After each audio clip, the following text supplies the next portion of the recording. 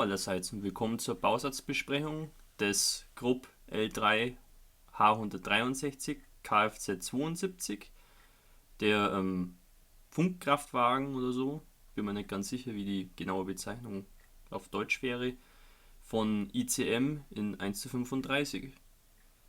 Das ist ein relativ neuer Bausatz. ICM hat ja einige deutsche Pkw und Lkw auf den Markt gebracht, zum Beispiel diverse Henschel-LKWs oder auch diese Krupp-LKWs. Und die gibt es auch mittlerweile schon mit verschiedenen Aufbauten. Und der Aufbau hier ist eben von einem Funkfahrzeug, das sieht man hier hinten an den beiden Antennen, die man dann ausfahren kann. Und innen drin trägt das Fahrzeug natürlich allerlei Funkausrüstung, um zum Beispiel diverse Gefechtsstände da zu verbinden. Das ist ein sehr interessantes Fahrzeug und ich habe da auch ein schönes Bild bei mir im Zimmer hängen, das so ein Fahrzeug zeigt, untergestellt in dem Wald. Ist eine recht hübsche Zeichnung, kann man auch schön sehen, wie da das beladen ist und alles offen. Finde ich recht interessant und es hat mich natürlich auch inspiriert, mir den Bausatz mal zuzulegen. Okay, dann schauen wir gleich mal rein. Die relativ kleine und flache Schachtel ist prall gefüllt mit Teilen. Das Ganze ist ziemlich schwer, also würde man gar nicht vermuten, es ist schwerer wie so manches Panzermodell. Und es liegt einfach daran, dass hier einfach viele große Platten drin sind, massive Plastikplatten, mit denen dann eben der Aufbau geformt wird. Was ich jetzt nicht so gut finde, ist hier die Verpackung. Ihr seht, da ist ein bisschen so reingequetscht. Es biegt sich hier ein bisschen so nicht optimal, aber die Teile sind eigentlich nicht verzogen. Das sieht man jetzt hier unten zum Beispiel. Die Kante ist eigentlich gerade im Vergleich zu dem gebogenen Gießast. Aber erfreulich ist es nicht. Dann schauen wir uns zuerst mal die Bauanleitung an. Hier oben mal ein kleiner Einleitungstext und ein paar technische Daten zum Originalfahrzeug. Einmal auf Englisch und einmal auf Russisch nehme ich an. Dann hier eine Farbtabelle, die sich nur auf Model Master Farben bezieht. Ein paar Sicherheitshinweise, Kontaktdaten, falls irgendwelche Teile fehlen.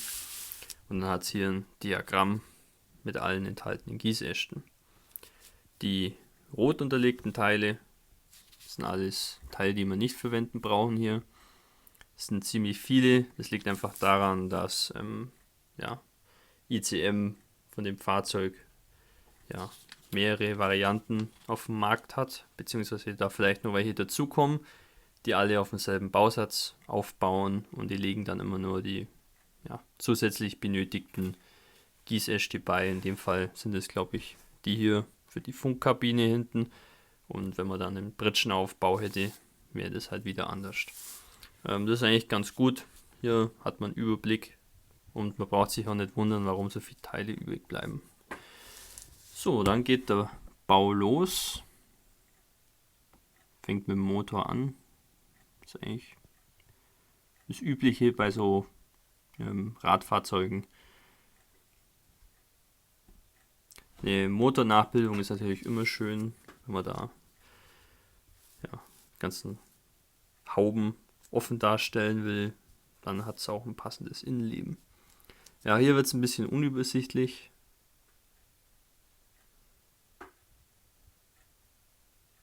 Ja, ist schon machbar, aber ich sage mal, eine übersichtliche Gestaltung sieht für mich schon anders aus. Aber man kommt schon klar. Also wie ihr sehen könnt, das ist rundum detailliert und auch nicht ganz unkompliziert, weil der ganze Fahrzeugrahmen eben aus mehreren Teilen besteht. Und es soll dann am Ende alles zusammenpassen.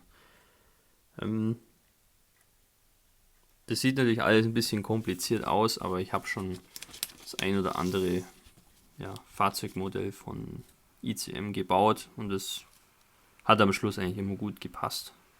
Da muss man eben sehr sorgfältig und genau arbeiten, sonst wird das nichts. Ja, also es sieht schon sehr cool aus. Hier der komplette Rahmen mit Antrieb und so weiter.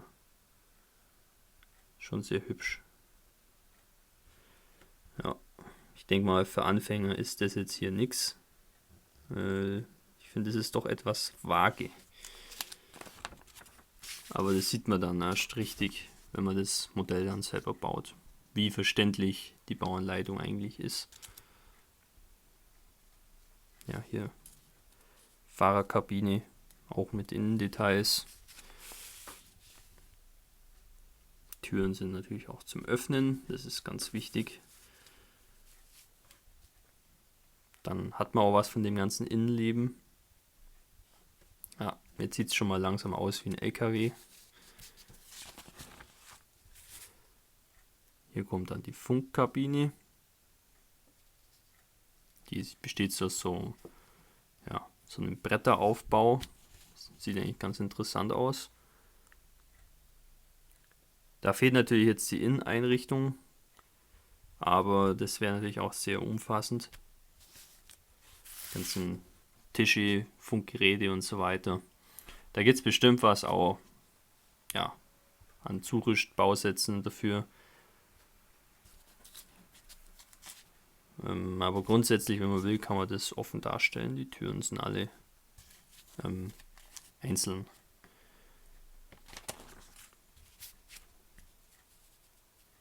Ja, könnt ihr ja sehen, das ist alles sehr filigran, die Scheinwerfer und so weiter. Da kommt schon ein tolles Modell raus. Gar keine Frage. Funkmast, der kann jetzt nur eingeklappt gebaut werden, wie es aussieht. Das ist ein bisschen schade, da wäre eine Option doch recht interessant, weil die Antennen sind ziemlich groß und haben oben, glaube ich, auch so eine Sternantenne, wie so ein Regenschirm ein bisschen. Das sähe schon auch interessant aus. Dann hier Bemalungs- und Markierungsvarianten, da hat es 2 Stück, beide einfach in Grau. Einmal Fahrzeug Frankreich Mai 1940 und einmal ein Fahrzeug in der Ukraine September 41.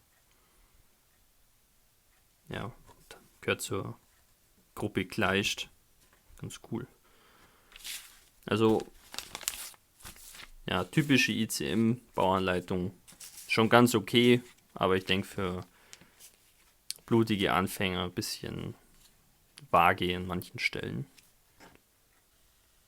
Gut, dann werfen wir mal einen Blick auf die Gießäste. Das sind ziemlich viele. Also die Teile sehen eigentlich schön gegossen aus. Auf jeden Fall ist schon mal keine Fischhaut zu sehen. Und auch kein Grat.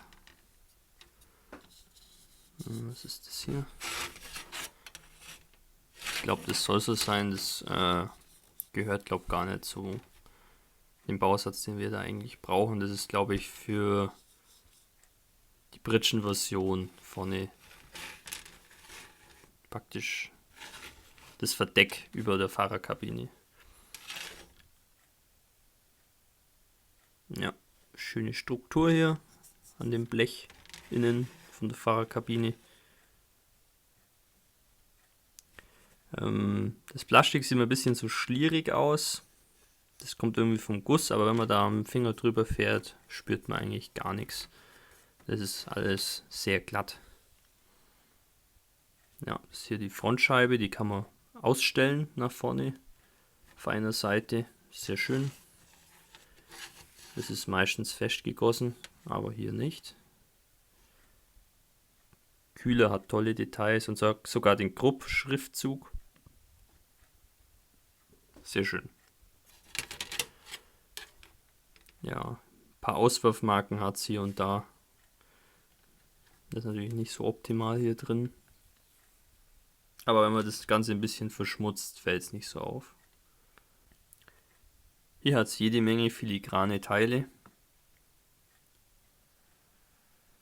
Die Befestigungspunkte sind auch recht klein gewählt, sollten sich also gut auslösen lassen.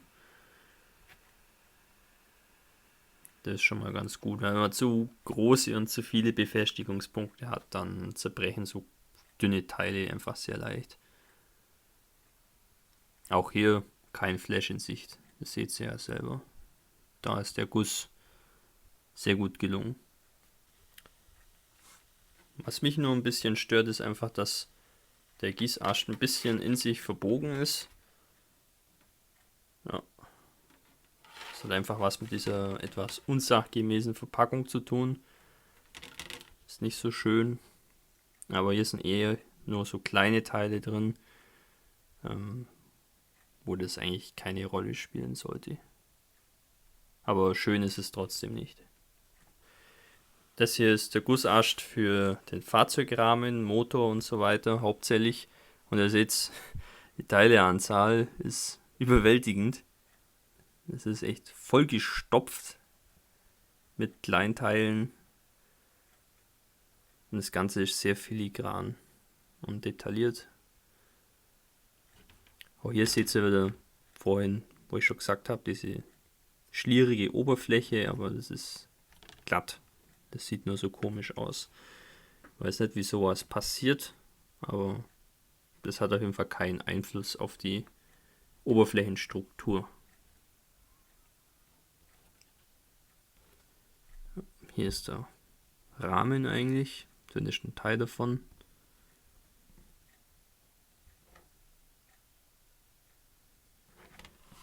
Ist schon beeindruckend.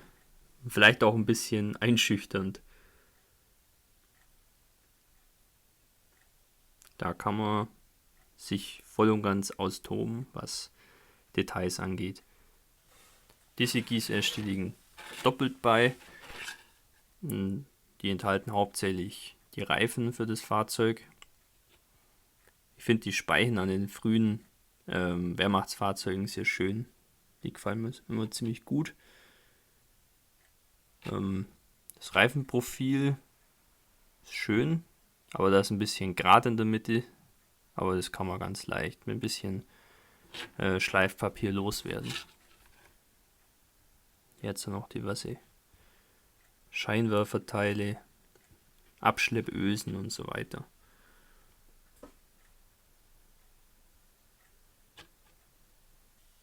Jetzt kommen die Gießäste mit den Teilen für die Funkkabine, beziehungsweise auch für die Fahrerkabine, die ist ja hier ein bisschen anders.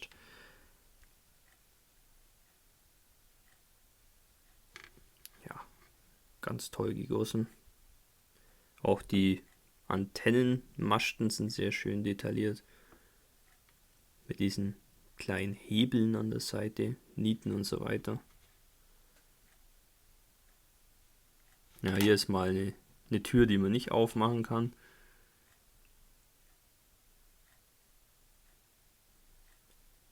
Eine gröbere Holzstruktur fehlt jetzt da am Aufbau, aber das ist eigentlich, glaube ich, ziemlich vorbildgerecht. Dafür hat es sehr schöne, feine Nietenreihen, mit denen hier diese Bretter da eben befestigt waren. Ja, hier ist auch sehr, sehr filigran und auch bruchgefährdet. Das sieht man hier ein bisschen. Es hat schon so einen leichten Schlag abgekriegt.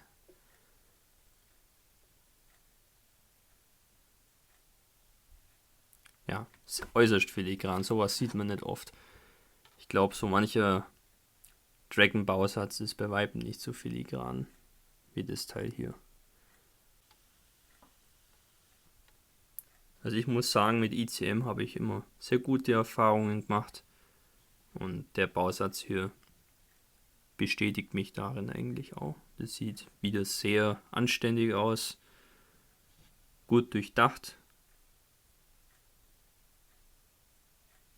Und die hohe Detailfülle wird halt durch eine große Anzahl von filigranen Teilen erreicht. Das ist natürlich nicht einfach zu bauen, aber wo wäre da sonst die Herausforderung?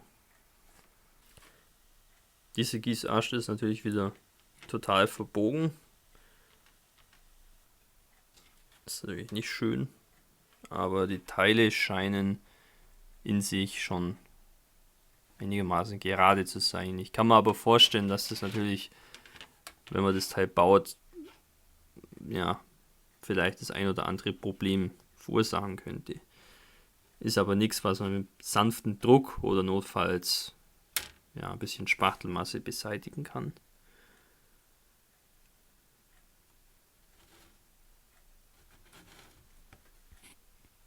Das hier dürfte das Dach sein vom Funkaufbau.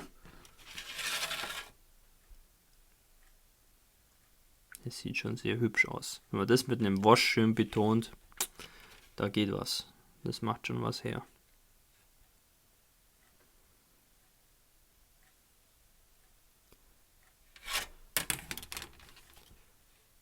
Ja, wie gesagt, innen hat es dann die paar so Auswurfmarken.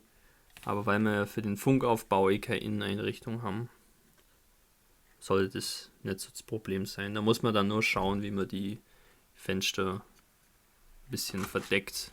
Das sieht man ja hier auf der Packung. Da waren so Jalousien dran. Das könnte man versuchen irgendwie zu reproduzieren.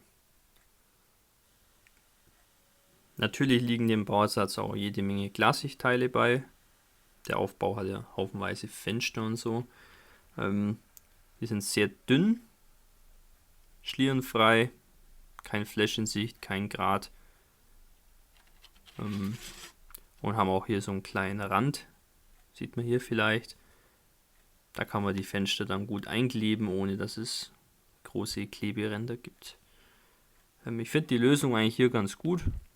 Ja, als Spritzling bei manchen Italeri oder vor allem auch Tamiya Bausätzen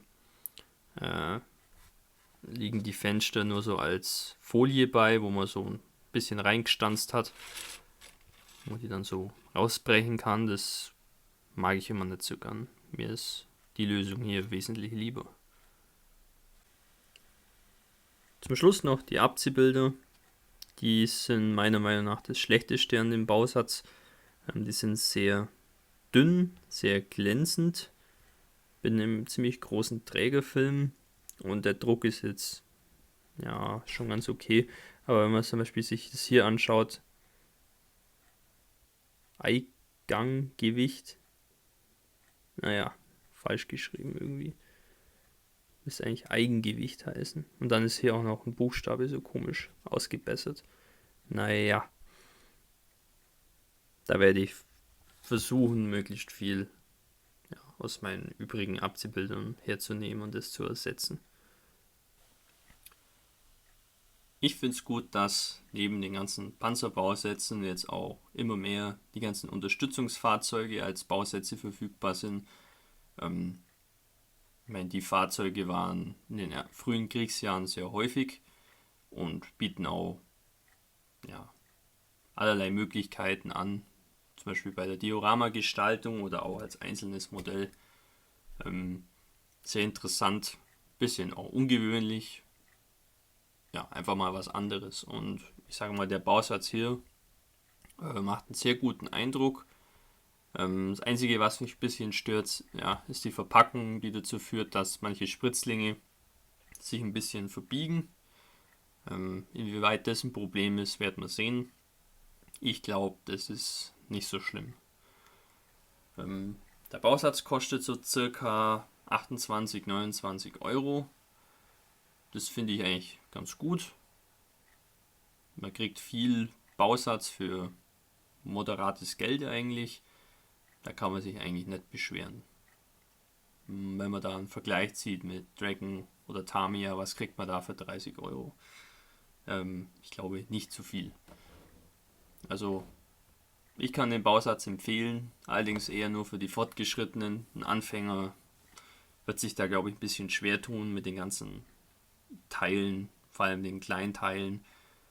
Das ist nicht ganz einfach. Da muss man sehr sorgfältig arbeiten, damit das Fahrzeug dann am Schluss auch so dasteht, wie man das haben will. Für alle anderen aber uneingeschränkt zu empfehlen. Und wer Lust hat, kann sich ja mal umschauen, ob es da irgendwie eine Inneneinrichtung gibt für die Funkkabine. Das wäre schon auch ganz reizvoll. Dann kann man das Teil wirklich komplett offen darstellen. Hätte schon was. Okay, ich hoffe, euch hat die Bausatzbesprechung gefallen und man sieht sich im nächsten Video. Euer Hamika Vakas.